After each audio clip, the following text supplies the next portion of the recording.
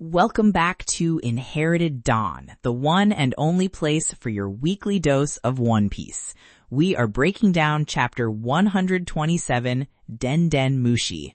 And this chapter title is an understatement. It's not just about a snail phone. It's about the single most important phone call in the entire series so far. Oh, absolutely. The call that changes everything. We've been wondering who the big boss of Baroque Works is, and in one conversation, Sanji not only finds out, but goes toe-to-toe with him mentally. It's an absolute masterclass in espionage from our favorite chef. And if you want to be in on secrets this big every single week, make sure you're following the show. You don't want to be the last one to get the call when the plan goes down.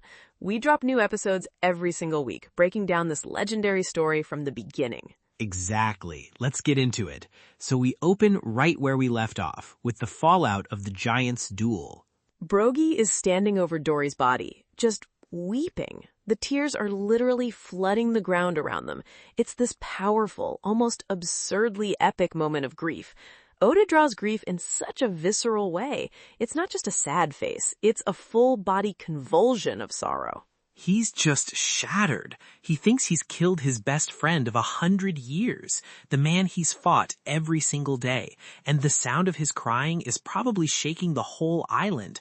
We're talking about a giant's vocal cords here. That's a sound that could cause an avalanche. It's pure, raw heartbreak. This isn't just sadness, it's the end of an era for him. His entire life, for the last century, has revolved around this duel, this man. The framing of the panel is incredible. You're just dwarfed by this scene of mythological sorrow. It feels like we're witnessing something ancient and profound. It's the tragic conclusion you'd always feared for them. This ideal of a brave warrior of the sea is lying dead after a century-long duel. And what a super anticlimax. But then, Dorry just sits up.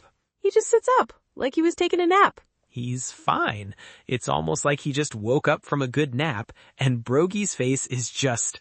The switch from absolute despair to pure, confused joy is perfect. It's that whiplash of emotion that Oda does better than anyone. He can take you from the lowest low to the highest, most ridiculous high in a single panel. You see Brogy go through about 5 stages of grief, and then back to stage 1 of friendship in about 2 seconds. It turns out, after a century of fighting without any maintenance, their weapons are so dull and rusted that Brogy's axe strike just knocked Dorry out cold. It didn't even break the skin. I love that so much. It's not some magic plot armor. It's not a secret technique. It's a consequence of their specific story. 100 years of neglect for everything but their pride and their fight. It ended up saving them. Their bond, their shared history, literally protected them from each other. As a shipwright, it hurts my soul to see tools that poorly maintained. An axe that dull is a safety hazard. But in this one case, that hazard saved a life. It's a beautiful and frankly very silly resolution.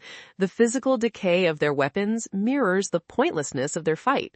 They were just going through the motions. Their original reason for fighting, long forgotten. The weapons themselves forgot how to be weapons. They became symbols, props in a daily ritual rather than tools of death.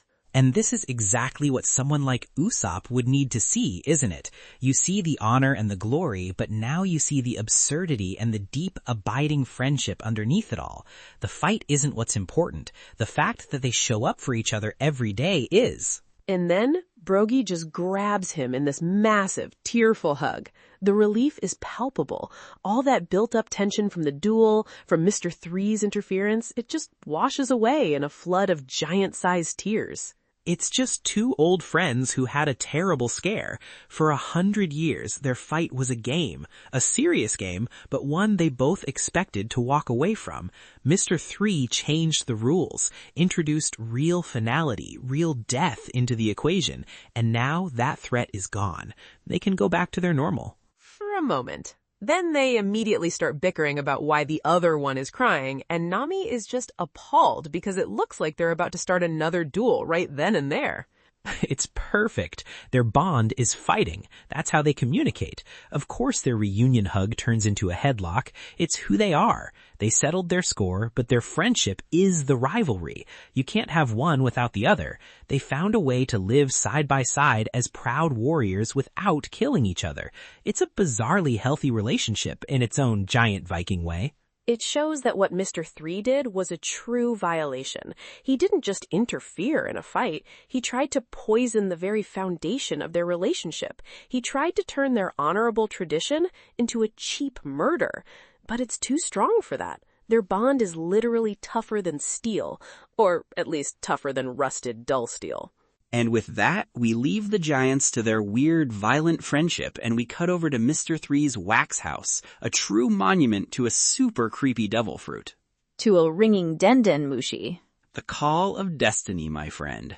Sanji picks it up, and you can just feel the atmosphere change. This isn't some random agent calling. Sanji hears the voice, and he immediately flashes back to what Vivi told them on the Mary. The snail itself has this little mustache and is smoking a cigar.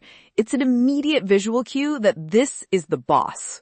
She said the boss of Baroque Works is known only as Mr. Zero, and that his identity is a complete secret even to the officer agents, a perfect way to maintain control and prevent betrayal.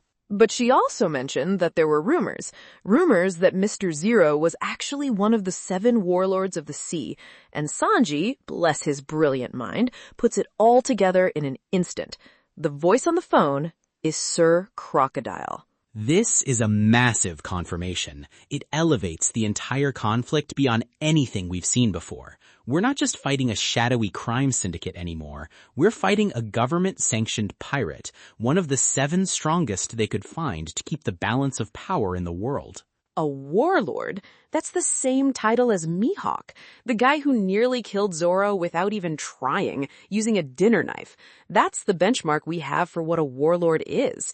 It's a terrifying precedent. That's the level of power we're dealing with now. This isn't just about saving a kingdom. This is stepping onto the world stage in a huge way. The Straw Hats are officially swimming with the sharks. And what's terrifying is Crocodile has no idea he's not talking to Mr. 3. He just launches right into business. There's no hello, no how are you, just a cold report. This immediately tells you what kind of boss he is. And this is where Sanji becomes the MVP of the entire arc so far. He doesn't hesitate. He doesn't panic. He doesn't even clear his throat. He just becomes Mr. 3. His mind is racing, putting all the pieces together, that Mr. 3 must have been sent to deal with them and Vivi, that Crocodile doesn't know what his own agent's voice sounds like, which is another great detail about how compartmentalized this organization is. It's an incredible moment of intellectual agility. He deduces the entire situation from a single word and a flashback. He understands the context, his role, and what the person on the other end of the line wants to hear. So, he lies with perfect, cool confidence. He just reports that the Straw Hat Pirates and Princess Vivi have all been eliminated. Ice cold. He serves up the exact news Crocodile wants to hear, without a single tremor in his voice. This is why Sanji is the secret weapon of the crew. Luffy can punch his way through anything, Zoro can cut his way through, but Sanji can think his way through. He's the strategist, the secret agent. He understands deception and subtlety in a way the others just don't. He's playing chess while Luffy is playing checkers. You can see it in his eyes. It's not a desperate lie. It's a calculated one. He's already thinking 3 steps ahead. How can I use this? What information can I get? It's not just about survival. It's about turning the enemy's own communication lines against them. Crocodile buys it completely. He sounds pleased, which, coming from him, must feel like a huge compliment. And then he gives Sanji his next set of orders. This is the critical part. Sanji's lie has earned him access to the next stage of the plan. Crocodile has no reason to believe his high-ranking agent has failed. He tells Mr. 3 that the Unluckies are on their way to Little Garden, and they have a package for him. An eternal pose set for Arabasta. The key, the literal key to the next island. Sanji just intercepted the enemy's entire plan for getting to the final stage. If he hadn't picked up that call, or if he'd messed it up, they'd be stuck on Little Garden for who knows how long while Crocodile's plan proceeded unopposed. Crocodile tells him to take Miss Golden Week and meet him there because it's time for the most crucial step of their operation. And what a chilling way to describe a villain's plan. And utopia is supposed to be a perfect society. For a man like Crocodile to be using that word, it must mean a perfection that serves only him. It implies a fundamental reshaping of the kingdom, a new world order in Arabasta with him at the top. The grandiosity of it is frightening. It's got that real supervillain flair. It's not Operation Make Money or Operation Take Over. He sees it as something grander. He's a true believer in his own vision, whatever that might be. But okay, think about the pressure of this moment. Sanji is maintaining this lie to one of the most dangerous men in the world, knowing that the slightest mistake could get him and everyone else killed. He has to control his breathing, the pitch of his voice, his word choice, all while his friends are potentially still in danger, and he's just learned they're up against a warlord. The mental fortitude required is immense. And of course, because this is One Piece, that's the exact moment everything goes wrong. As Crocodile is talking, the Unluckies show up. They're right outside the wax house. Mr. 13, the Sea Otter, and Miss Friday, the Vulture. The professional messengers and assassins of Baroque Works.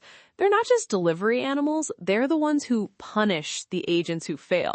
They're the internal affairs of this whole twisted company. They take one look at the situation. Mr. 3 is a wax statue, Sanji's on the phone, and they realize immediately what's happening. It's such a funny, weird detail how quickly they piece it all together. The jig is up. They attack instantly. Miss Friday starts firing machine gun rounds from her wings, and Mr. 13 comes at him with his sharp shell claws.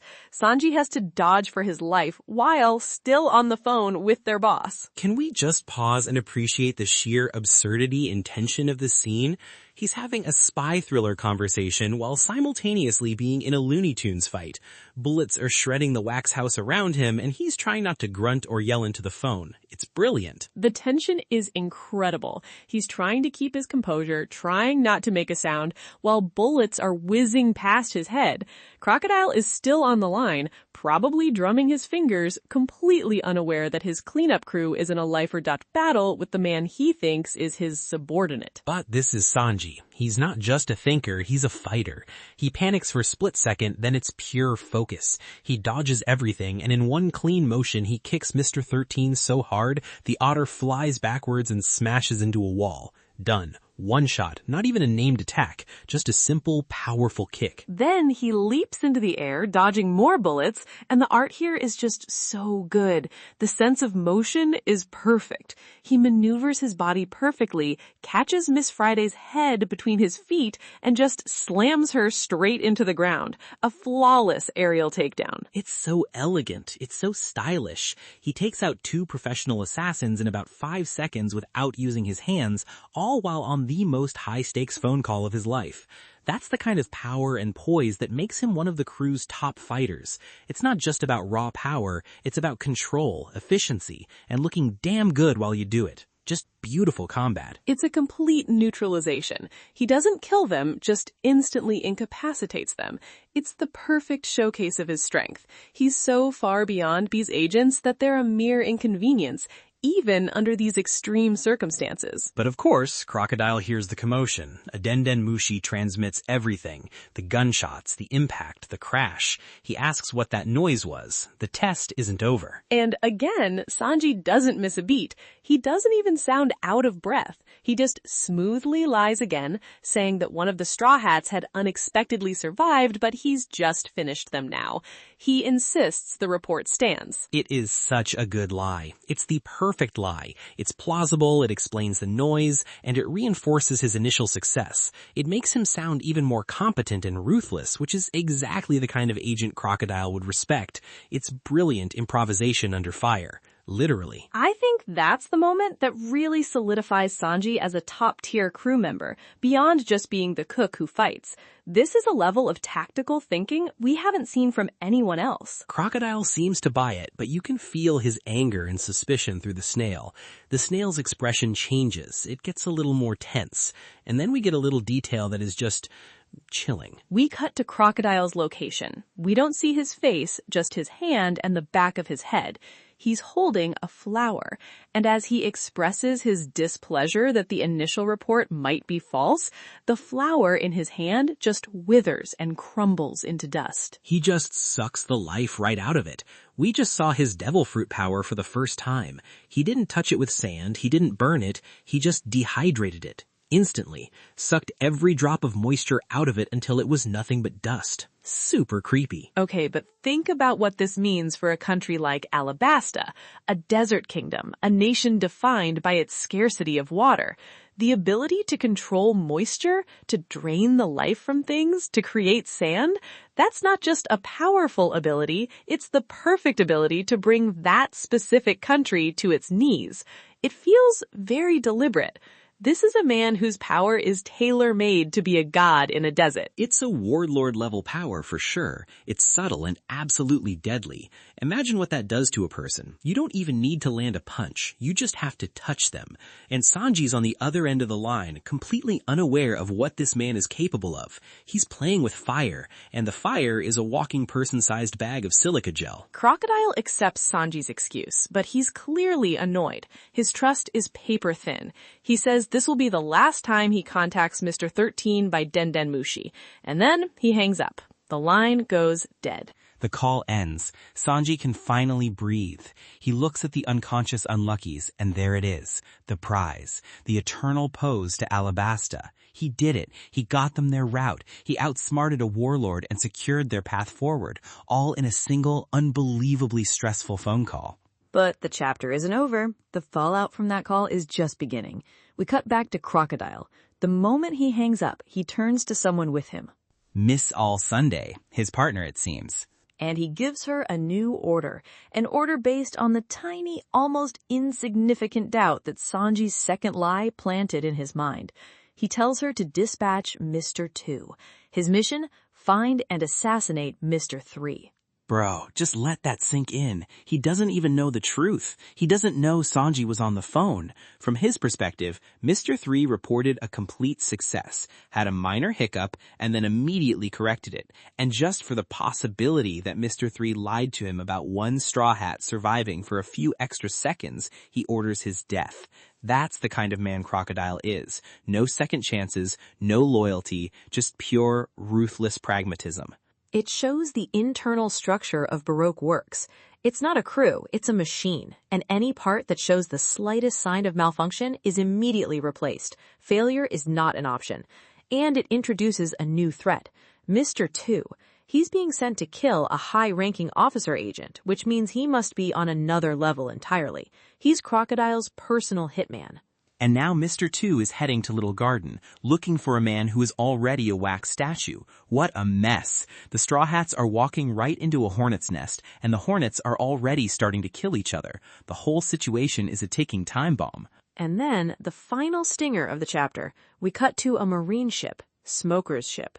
Smoker, of course. The man just won't give up. He's still on their tail. I almost forgot about him, but Oda never forgets.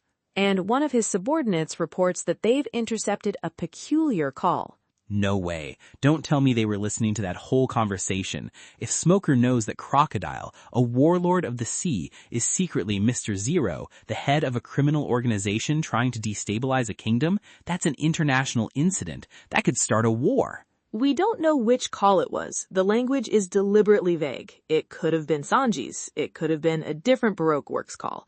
But the implication is massive. The Marines are now a third party in this shadow war, and they might have just stumbled upon the biggest piece of the puzzle. This isn't just pirates versus pirates anymore. The world government is involved now, whether they know it or not. So you have the Straw Hats with the key to Arabasta, a paranoid warlord sending an assassin after his own man, and a rogue marine captain listening in on the whole thing. The fuse on the Arabasta powder keg was just lit. Super. This is what it's all about. The world is getting bigger and more complicated with every chapter. Oda's author comment this week was a fun little aside. He said his workplace was divided on who was a more talented singer, Hikaru Utada or Messiah. Wow, that's a clash of titans right there. Two legends, that's a tough call. Both came out with huge debut albums in the late 90s. That was a big debate in Japan at the time. He said they ultimately decided the winner was a third singer, Hibari Misora, a legendary post-war enka singer. It's a very Oda answer to bring in a classic, respected third option that everyone can agree on. It's just a little slice of life, a reminder of the real people working hard to bring us this incredible story. I love that. Even while crafting this masterpiece of espionage and tension, they're still arguing about music. That's the vibe. It keeps things grounded. You can imagine the assistants inking panels of Crocodile's terrifying hand while yelling about J-pop.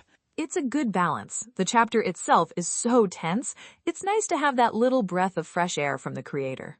Absolutely. And what a chapter. Sanji just leaped up my personal power rankings, and not just for his fighting. His intelligence, his composure, his quick thinking. That is his greatest weapon. He just landed a critical blow against a warlord without throwing a single punch. He played a warlord and won. For now.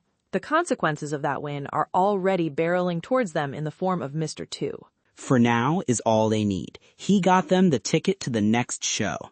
If you have a theory about what Crocodile's plan is or which call Smoker intercepted, let us know down in the comments. It's always interesting to see where everyone's head is at before the next chapter drops. All right, let's get into it. Predictions for chapter 128. What do you have for me, Robin? Okay, my first one is about the reunion. Sanji is going to make it back to the Mary with the Eternal Pose, but this is going to cause the first real strategic conflict within the crew. Nami and Vivi will obviously want to use it to go straight to Arabasta. It's the logical, fastest route. But Luffy follows the log pose. He's all about the journey, the adventure. He's going to see the Eternal Pose as a cheat code, a distraction from the adventure he was promised by the log. It goes against his entire philosophy of being a pirate. Exactly. I predict a serious argument with Luffy refusing to take the easy route, forcing the crew to convince him that Vivi's crisis supersedes his desire for a proper journey. It will be a test of his leadership and his ability to prioritize his friends' needs over his own whims. I can see that. He might even try to smash it, like he did with the one Nami got from the townspeople after Logtown. All right, that's a solid one. What else? My second prediction is that we will get our first look at Mr. 2. The chapter will open on him, maybe on his own ship, which I imagine will be swan-themed and incredibly flamboyant. We'll see him get the order from Miss All Sunday, and we'll get a clear demonstration of his personality and probably his devil fruit cower before he even sets foot on Little Garden. A proper villain introduction. I like it. Build the hype for the next big threat. Oda's great at those. He'll give us a taste of what Mr. 2 is all about before he even interacts with the main cast. And my last prediction. I think the call Smoker intercepted was not Sanji's conversation with Crocodile. That seems too clean, too easy for the story. It would give Smoker too much information all at once. I predict it was a different, more mundane Baroque Works communication that mentions something about their grand plan. It won't give him the whole picture, but it will give him a specific keyword or phrase, which will be the clue that leads him to focus his investigation on Arabasta. It points him in the right direction without revealing the warlord connection just yet. Ooh, a breadcrumb trail. That feels very Oda. Not the whole loaf, just a piece. Keep the mystery going. All right, my turn. First up, building on your idea of them getting back to the ship, Luffy is absolutely going to try and eat the Eternal Pose. Eat it? Why would he eat it? 100%. He's not going to understand what it is. It'll look like a weird glass ball with a needle in it, and he's going to try and take a bite out of it. He'll think it's some kind of weird candy.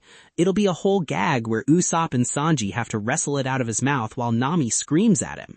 That is distressingly plausible. For a captain about to go to war, his priorities are certainly unique. Okay, what's your second one? We're going to get the big party scene on Little Garden. The crew has just beaten 2 officer agents. Luffy and Usopp are going to find out Dorry is alive, and they'll see the 2 giants are friends again. It's going to be a classic Straw Hat Feast with giants, a celebration of their victory and the giants' reunion before they have to deal with the seriousness of Arabasta's situation. We need that moment of catharsis. A moment of levity before the plunge into the next arc. A final, happy memory of Little Garden. Makes sense. And your last one? My last prediction is about the dynamic between Nami and Sanji. When Sanji explains what happened, that he impersonated an enemy agent and talked directly to a warlord, Nami is going to be furious with him, not because he failed, but because he succeeded. She's going to be terrified of the level of danger he just invited. We know how she feels about powerful, untouchable pirates from the Arlong arc. The title warlord is just going to amplify that fear. Vivi, on the other hand, will see him as the hero who secured their only path forward. It'll create a really interesting tension. The pragmatist versus the protector. Nami sees the risk, Vivi sees the reward. I like that. 2 very different reactions to the same heroic act, filtered through their personal experiences. It adds another layer of complexity to the crew's dynamic. That's what I've got. The stage is set for Arabasta, but there's still a few crucial beats to play out on this prehistoric island. It seems so. We'll find out next week if Luffy's appetite extends to navigational equipment. Until then, stay hyped.